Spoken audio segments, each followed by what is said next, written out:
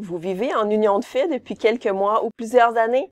Vous avez acheté une maison, une voiture, des meubles avec votre conjoint. Des enfants sont nés de votre union. La signature d'une convention de vie commune, une piste de solution pour éviter des conflits en cas de rupture. Selon des données récentes, plus de 40% des couples québécois vivent en union de fait. Il arrive que les choses tournent mal et qu'un des conjoints décide de mettre fin à leur union de fait.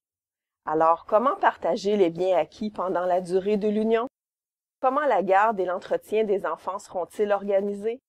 À l'amiable, c'est ce qui est souhaitable, mais entre les souhaits et la réalité, il y a quelquefois tout un monde de différences. Vivre en union de fait signifie qu'un couple fait vie commune, sans être marié religieusement ou civilement, ou sans être uni civilement. Actuellement, aucune mesure légale ne régit les rapports économiques et patrimoniaux des conjoints de fait. Les conjoints de fait ne sont pas soumis aux règles du patrimoine familial, ni à celles d'un régime matrimonial, peu importe que l'union ait duré 6 mois ou 30 ans. À ce jour, le Code civil du Québec n'encadre pas l'union de fait. Dans un tel contexte, les problèmes financiers et patrimoniaux soulevés par une séparation ne pourront donc être réglés que par la négociation entre les parties ou le recours aux tribunaux, avec tous les risques que cela peut impliquer dans les deux cas. Toute personne vivant en union de fait devrait prévoir certaines dispositions. À titre d'exemple, lors de l'achat d'une propriété, pourquoi ne pas mettre la maison aux deux noms? Ce n'est là qu'un élément de leur patrimoine. Mais qu'adviendra-t-il des meubles, des dépôts à la banque, des placements s'il y a séparation? Si jamais survient la fin de la vie commune, suite à une séparation, rien dans le Code civil n'est prévu pour les conjoints de fait.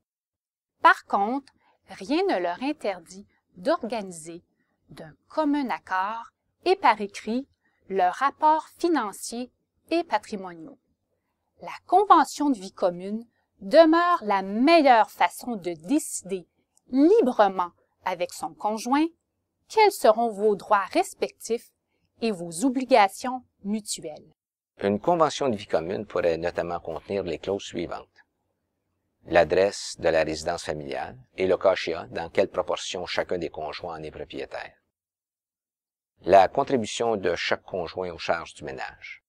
La propriété des biens meubles acquis pendant l'union de fait. Les dispositions sur l'entretien et l'éducation des enfants. Les droits de garde et de visite des enfants et au besoin. La pension alimentaire à être versée pour eux s'il y a séparation. La pension alimentaire qui pourrait être versée à l'un des conjoints par l'autre. La façon de modifier la convention de vie commune pendant l'union. En conclusion, libre à l'imagination d'élaborer toute autre clause. Nous souhaitons que ces informations vous soient utiles.